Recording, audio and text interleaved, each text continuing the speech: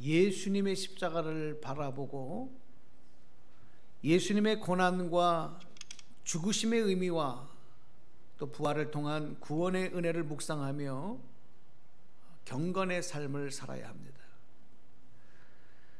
그렇게 살기 위하여 최선으로 노력을 경주해야 하는 것입니다. 사순절 기간 동안에는 그래서 그동안의 기도의 삶을 온전히 살지 못했던 분들도 기도의 자리로 나오셔야 하고, 말씀을 묵상하지 못했던 분들도 말씀을 더 묵상하는 삶을 살면서 특별히 말과 행동에 조심하고 경건의 삶을 위해서 노력해야 되는 것입니다.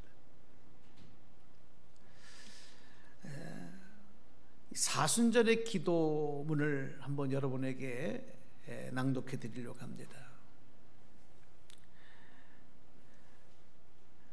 사랑하는 것은 죽는 것, 이기는 것이 아니라 지는 것, 당신을 위해서 매일 제 십자가를 지는 것.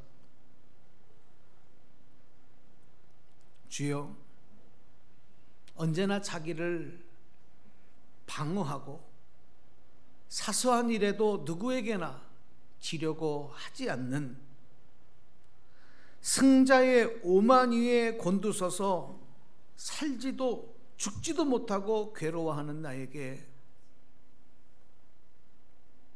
죽는 것을 가르쳐 주십시오. 예수여, 나에게는 당신의 굳셈보다는 약함이, 무한한 약함이 필요합니다. 저주를 당해도 비난치 않고 넘어뜨림을 당해도 한것치 않고 죽임을 당해도 원망치 않는 사랑에 찬 약함이, 이웃에게 지지 않겠다고 발버둥치고 늘 머리를 쳐드는 나의 오만을 당신의 약함으로 부끄럽게 해 주십시오.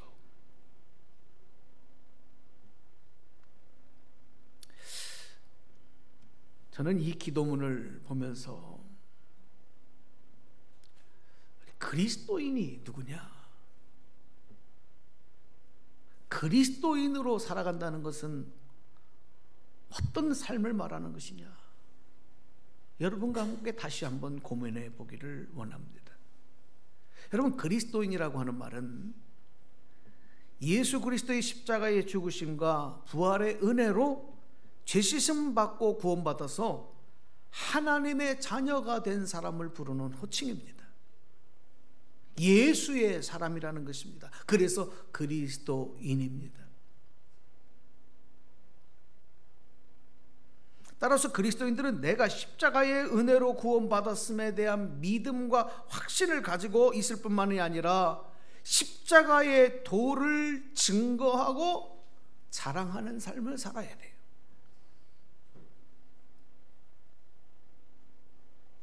사순절 기간 동안에 바로 그런 신앙과 생활을 다짐하면서 재무장하는 기회로 삼으셔야 합니다.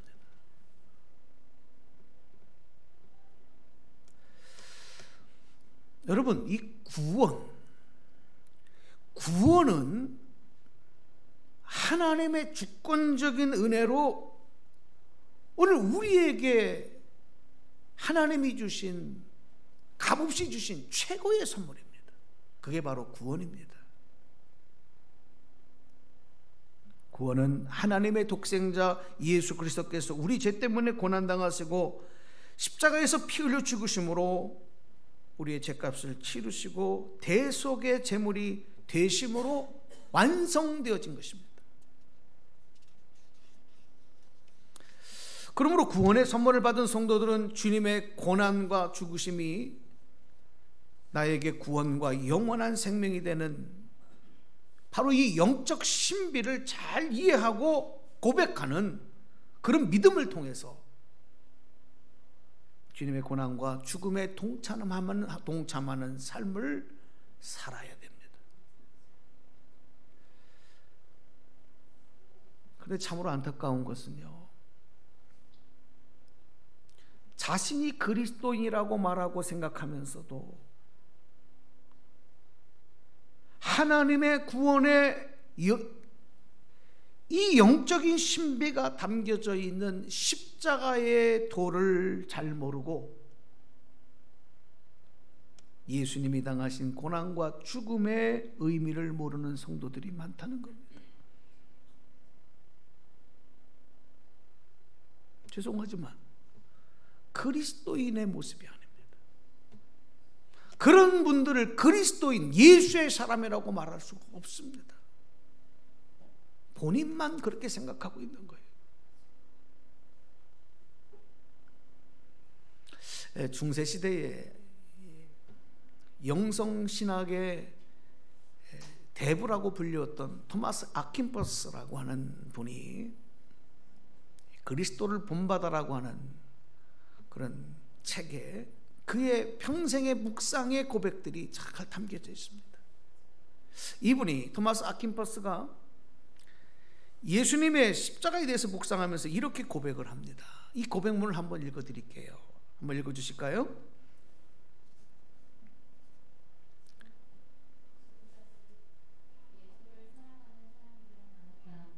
그러나 예수 그리스도의 십자가를 짊어진 사람들은 거의 없었다. 많은 사람들이 예수와 함께 기쁨을 나누고 싶어 했지만 극히 작은 소중한 교회의 승잔을 마셨다. 예. 자, 여러분 한번 이 고백문 우리 한번 같이 낭독해 보세요. 같이 한번 읽어볼게요. 시작. 지금까지 예수를 사랑하는 사람들은 많았다.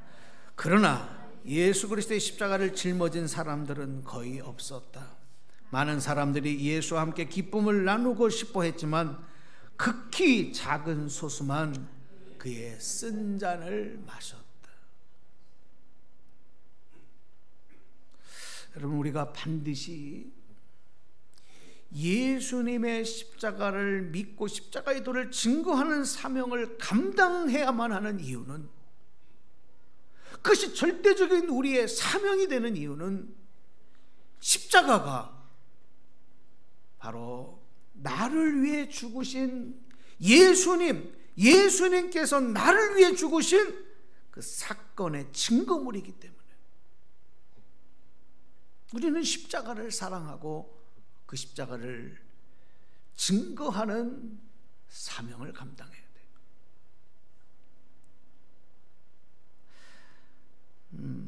이 로마 시대에 이 십자가형은 로마 법정에서 가장 극악무도한 죄인에게 내리는 최고 형량이었습니다. 그게 바로 십자가형이었습니다. 사형이죠. 사형법 중에서도 최고의 사형법입니다. 이 십자가형을 받은 죄수들은 사형틀인 십자가에 달려서 너무 인간이 당할 최고의 고난, 가장 고통스러운 그 고난을 당하면서 죽어가야 했기 때문에 죄인들은 이 십자가를 바라보는 일조차도 두렵고 떨리고, 그래서 그 십자가는 흉측한 사형틀로밖에 보일 수가 없었던 것입니다.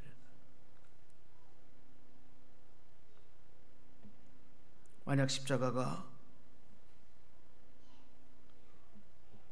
예수님과 전혀 관계가 없고 관련이 없고 그 십자가에 예수님이 흘리신 보혈이 없다고 한다면 십자가는 오늘날 우리에게도 아무런 의미도 줄 수 없는 그저 흉측한 사형틀에 불과합니다.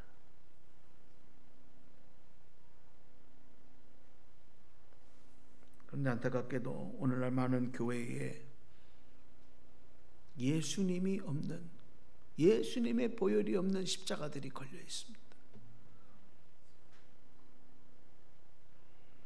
그리스도인들 중에도 예수의 보혈이 없는 십자가를 의지하고 있는 그런 거짓 십자가, 변질된 십자가를 의지하는 성도들이 많다는 겁니다.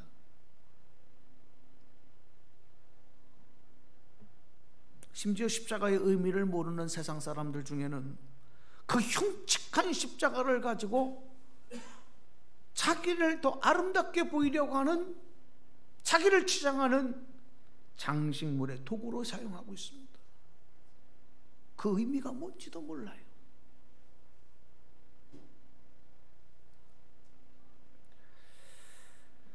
그래서 초대교회 시절에도 보면 이 십자가를, 예수님이 죽으신 이 십자가를 바라보는 두 가지 시각이 있었습니다.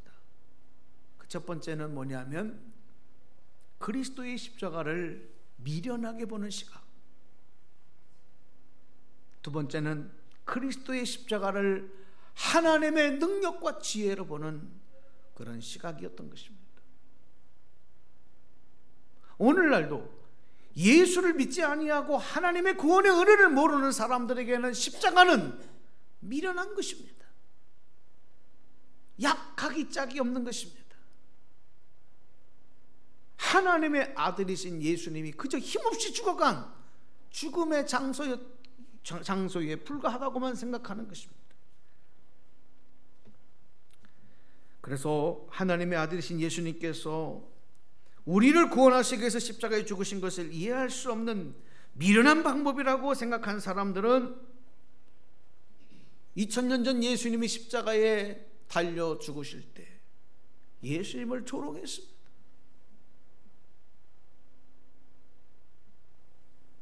로마 공병들과 구경꾼들은 흉측한 사형들인 그 십자가를 지고 가는 예수님을 가장 극악한 죄인으로 취급했습니다.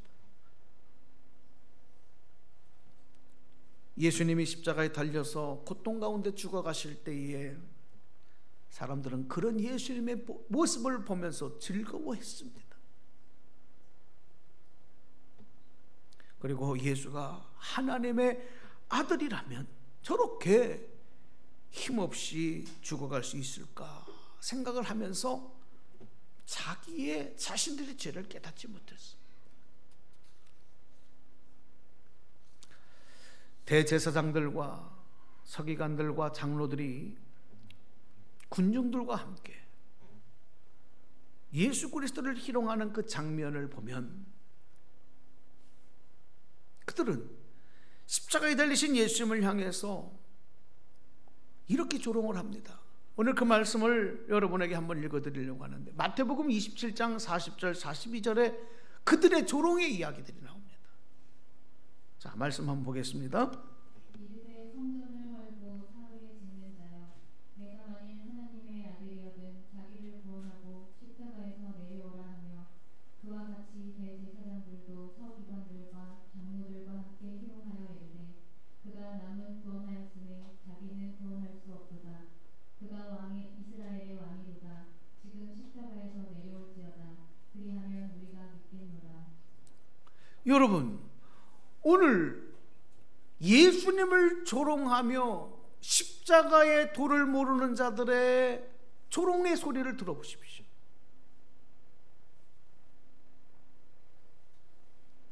이런 시각을 가진 사람들이 2000년 전에만이 아니라 오늘 우리 시대에도 얼마나 많은지 모른다는 안타까움입니다. 오늘 우리 시대는 더 강하고 더 뛰어난 것에 열광하지 않습니까?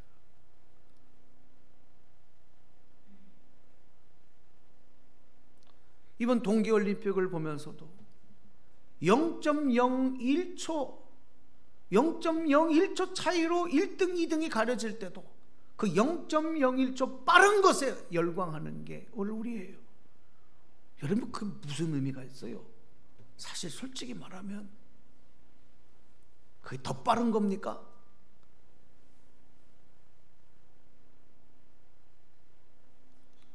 오늘 우리는 더 강하고 더 뛰어난 것에 가치와 의미를 두면서 반대로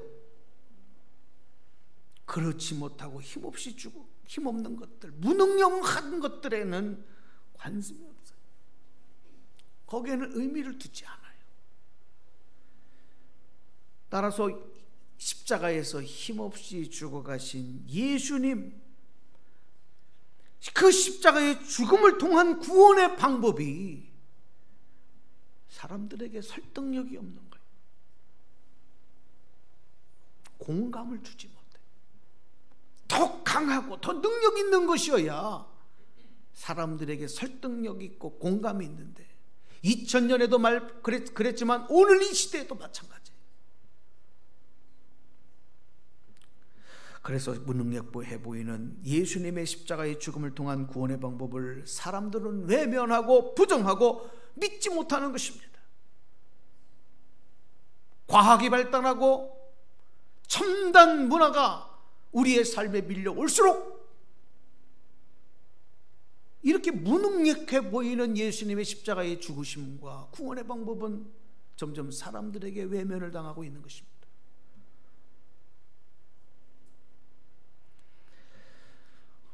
사도 바울은 전도 현장에서 사람들의 이런 반응을 더욱 생생하게 경험했습니다.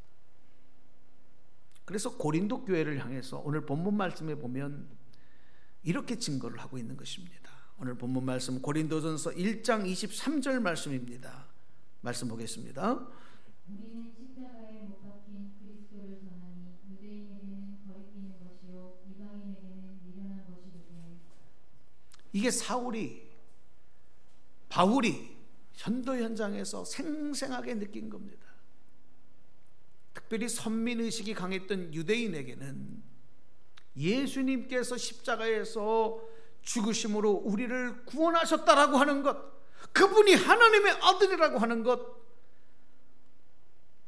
십자가의 도가 담겨있는 그 내용들이 그들에게는 너무나도 거북하고 거리끼는 것이었어요. 도무지 받아들일 수 없었습니다. 어떻게 하나님의 아들이 저렇게 힘없이 무능력하게, 우리를 구원할 메시아가 어떻게 저렇게 무능력하게 죽어갈까? 거리끼는 것이었어요. 또한 그 당시에 헬라 철학을 주도했던 사람들, 철학과 학문을 중요시하며 이성을 중시하던 헬라 사람들에게는 비이성적인 이 구원의 방법을 담고 있는 십자가의 도가 아주 미련한 것으로 느껴졌던 것입니다. 그래서 유대인들은 십자가를 배척했고 헬라 사람들은 조롱할 수밖에 없었던 거죠. 그러나 그럼에도 불구하고 하나님의 사람들이 이렇게 거리끼고 미련한 것으로 생각하는 십자가의 도의 방법, 우리 하나님의 사람들은 바로 그런 십자가의 도의 방법으로 하나님이 우리를 구원하셨다는 사실, 이것을 믿는 사람들이 바로 하나님의 사람인 줄로 믿습니다. 그래서 십자가의 도를 통한 구원의 방법과 은혜를 믿는 사람들은 이렇게 고백을 하는 겁니다. 유대인들과 헬라인들과는 달리 이렇게 고백을 하고 있습니다. 고린도전서 1장 25절입니다. 말씀 보겠습니다. 오직 부르심을 받은 자들에게는 유대인이나 헬라인이나 그리스도는 하나님의 능력이요 하나님의 지혜니라. 아멘. 오직 부르심을 받은 자들에게는 24절이죠. 유대인이나 헬라인이나 그리스도는 하나님의 능력이요 하나님의 지혜니라. 그래서 여러분, 진정한 그리스도인은 사람들이 거북하게 하고 거리끼고 미련한 것으로 생각하는 이 십자가의 도가 하나님의 능력이다, 하나님의 지혜다, 믿고 고백할 수 있어야 합니다. 그 믿음이, 그 고백이 오늘 이 말씀 가운데 있는 저와 여러분 가운데 함께 하시기를 주님의 이름으로 축복합니다. 우리 찬양, 갈보리 십자가의 주님을 생각할 때 한번 같이 고백하는 마음으로 이 찬양을 하고 말씀을 이어가겠습니다.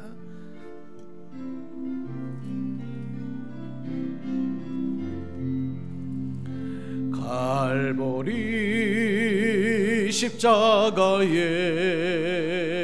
주님을 바라볼 때 하나님 그 신사랑 너무나 고마워라. 예수님의 십자가 이제는 나도 지고 이 생명 다 바쳐서 주님을 따르리라.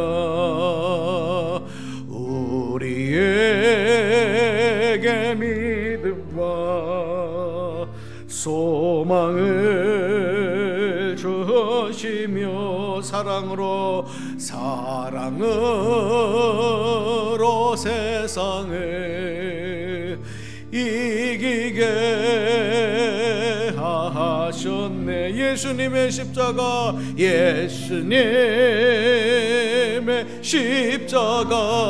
이제는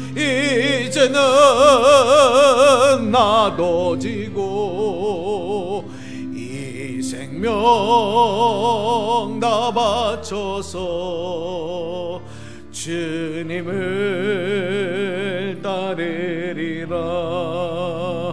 우리의 모든 간구 응답해 주시며 기도의 은혜로서 충만케 채우시네. 고백합시다.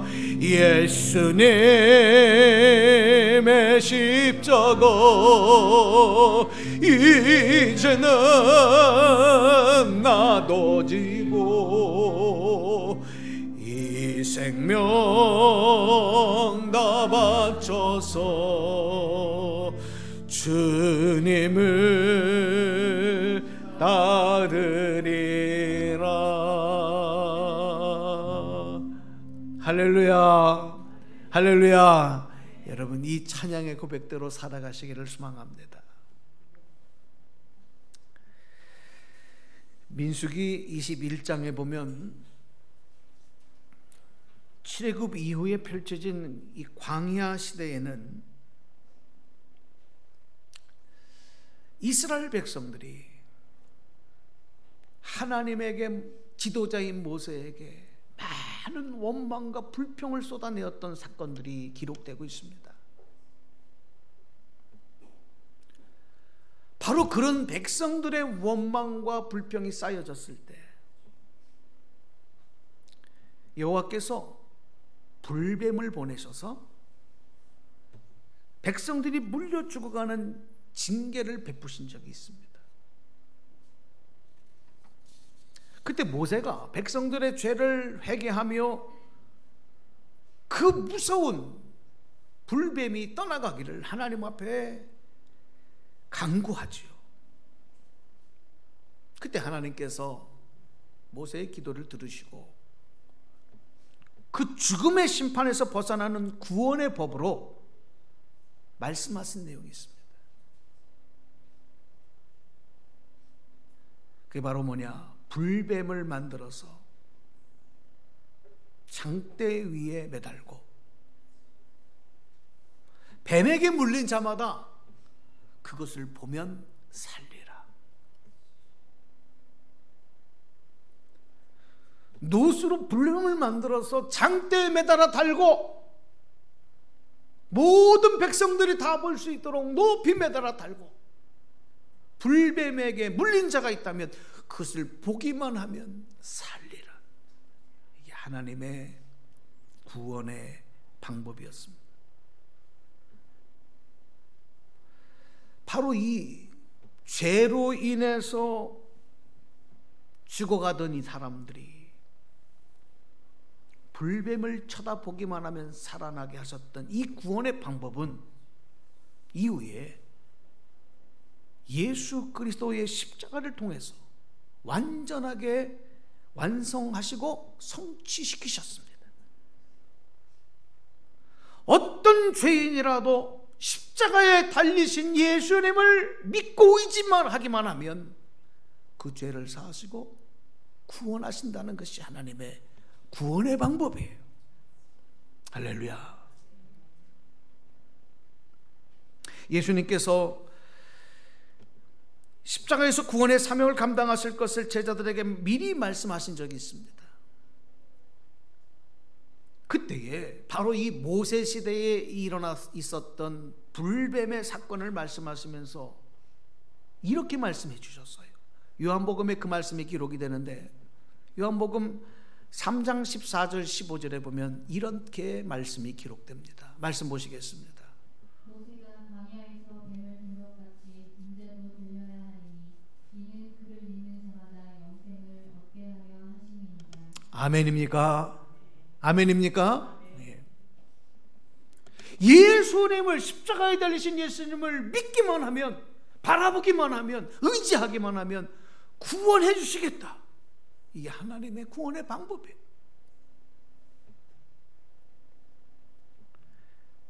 이 얼마나 심오한 하나님의 능력이며 하나님의 지혜입니까?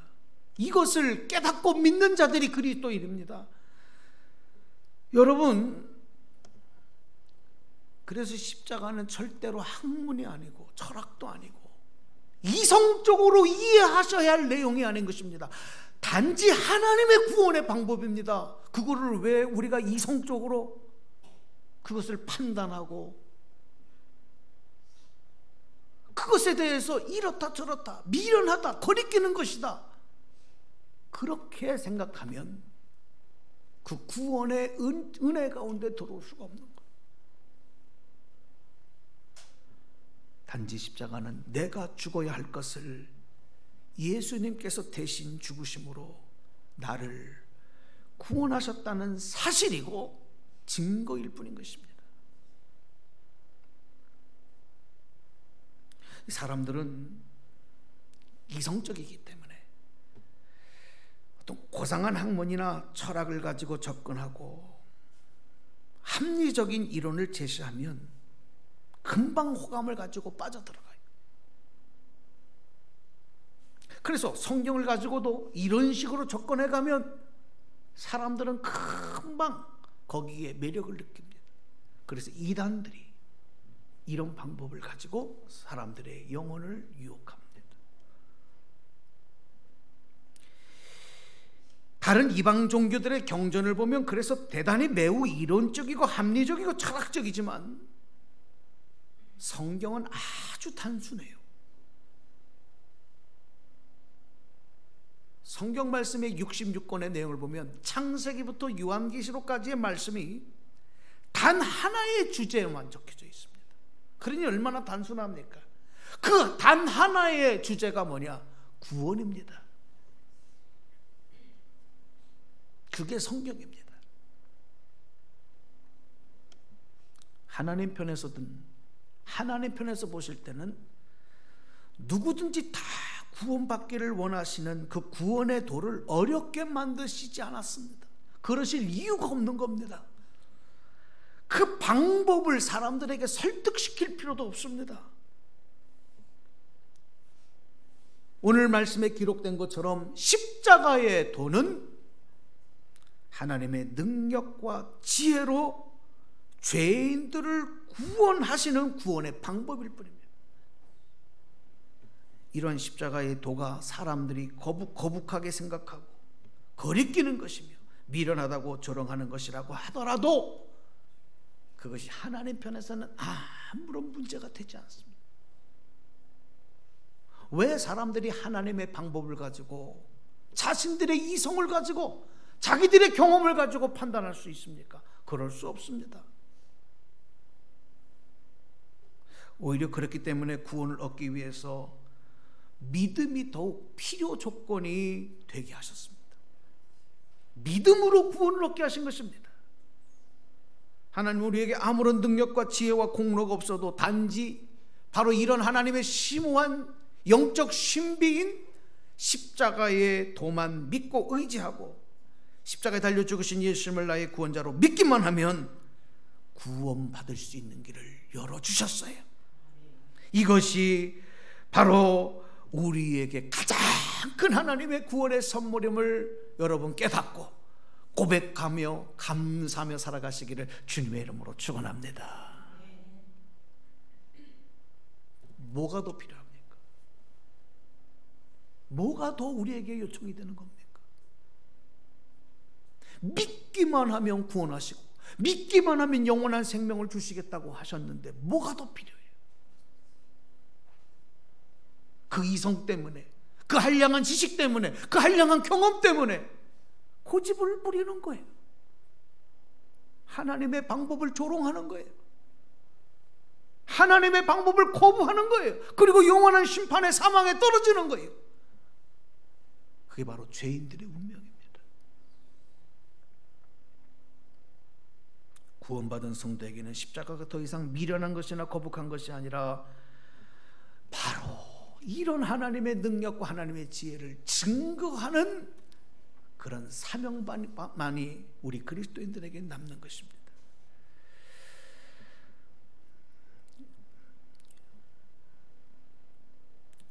예수님 당시에 예루살렘 성 안에 모여 있었던 군중들은 예루살렘 성에 입성하시는 어린 나귀를 타시고 입성하시는 예수님을 보면서 호산나 호산나며 예수님을 환영했습니다. 그 환영의 의미는 당신이 우리의 메시아가 되주십시오. 로마의 이 정치적인 압제에서 정치적으로 우리를 해방시켜줄 강력한 메시아 구원자가 되주십시오. 그렇게 생각하며 기대하며 예수님을 환영했습니다. 그런데 여러분, 그들의 생각은 그들의 구원받음에 있어서 아무런 효력이 없었습니다. 단지 그들의 기대일 뿐이었습니다. 요한복음 12장 23절에 보면 예수님은 오히려 십자가의 죽으심을 향하여 가까이 가실수록 가시면서 제자들에게 뭐라고 말씀하시냐면 인자가 영광을 얻을 때가 왔도다, 그렇게 말씀을 하셔요. 인자가 영광을 얻을 때가 왔도다. 여기서 인자의 영광이라고 하는 말이 당시 유대인 출신들의 군중들에게는 예수님이 사람들 위해 군림하는 강력한 왕이 되는 것으로 이해를 했습니다. 그렇게 생각을 하고 기대했습니다. 그러나 예수님에게는 인자의 영광이라고 하는 말이 인류의 죄를 위해 십자가에서 죽으심으로 구원하시는 일을 나타냈던 것입니다. 생각이 전혀 달라요. 하나님의 생각과 사람들의 생각이 다른 거예요. 내 생각과 주님의 생각이 달라요. 이때에 오늘 우리의 주장과 우리의 생각은 아무 효력이 없다는 겁니다. 그것을 모르고 사람들은 하나님의 뜻에 반항하고 불순종하고 이스라엘 백성들처럼 원망하고 불평하고 대적하는 거예요. 그게 바로 죄가 되는 것이죠. 그 죄의 역사는 지금까지도 계속되고 있어요. 단지 십자가를 믿음으로 바라보고 믿고 의지하면 불뱀에게 물려 죽어가는 자들이 살아나는 것처럼 죄로 인해서 심판과 사망의 일을 우리가 생명을 얻고 구원을 얻게 된다. 이것이 바로 십자가의 도가 품고 있는 하나님의 구원의 내용인 것입니다. 성경은 그래서 십자가의 도에는 십자가의 능력인 속죄의 능력, 죄를 씻어주시는 능력, 그리고 죽어도 다시 사는 생명의 능력이 있다고 말씀하고 있는 거예요. 우리가 예수님을 믿는다고 하는 것은 뭐냐? 예수님께서 십자가에서 죽으셔서 우리를 구원하신 그 십자가의 도를 믿는 거예요. 요한복음 12장 24절에 보면 그런 말씀을 예수님이 이렇게 말씀을 해주셨어요. 하늘의 밀이 땅에 떨어져 죽지 아니하면 한 알 그대로 있고 죽으면 많은 열매를 맺느니라. 아멘. 이 말씀이 십자가의 도를 잘 설명하고 십자가의 능력을 잘 나타내는 말씀입니다. 그렇습니다. 십자가의 도는요, 반드시 죽어야 산다는 겁니다. 이 생명의 원리는 죽어야 사는 겁니다. 어머니가 한번 죽는 경험을 해야 새로운 아이가 태어나는 겁니다. 이게 생명의 원리입니다. 미랄의 원리입니다. 옛사람이 죽어야 새사람이 되는 것입니다. 옛사람이 죽지 아니하면 새사람으로 거듭날 수가 없는 것입니다. 오늘날 교회가 힘과 능력을 잃어버리고 세상 가운데 진리의 빛을 발하지 못하고 그리스도인들이 세상의 빛과 소금의 사명을 감당하지 못하는 이런 영적 사명을 잃어버린 이유는 결국 죽어서 다시 산다고 하는 이 십자가의 능력을 잃어버렸기 때문에, 육체적인 욕망을 다스리지 못하고 물질에 대한 탐욕을 다스리지 못하고 세상의 성공 신화에만 빠져서 죽으려고 하지 않아요. 예수님과 함께 죽으려고 하지 않는 거예요. 교회도 우리 그리스도인들도 십자가의 도의 의미를 잃어버렸습니다. 오늘 우리는 사순절 기간을 통하여 이것을 회복해야 됩니다. 더욱 십자가의 도를 깊이 묵상할 수 있는 기간이 되기를 간절히 소망합니다. 십자가의 도가 하나님의 능력이고 하나님의 지혜임을 깨닫고 고백하며 기도해야 합니다. 오늘 여러분이 이 말씀을 함께 나누셨습니다. 어쩌면 십자가에 대한 이야기는 귀에 박히도록, 인이 박히도록 들은 이야기고 교회를 나오면 언제든지 볼 수 있는 하나의 심볼, 기독교를 상징하는 심볼이라고, 상징이라고만 생각하는 오늘 우리의 이 굳어진 마음이 다시 한번 오늘 말씀으로 깨어지고 녹아지고 그 십자가의 구원의 은총 가운데 나아갈 수 있는 저와 여러분 되기를 주님의 이름으로 간절히 축원합니다. 자, 우리 한번 두 눈을 감아 보실까요?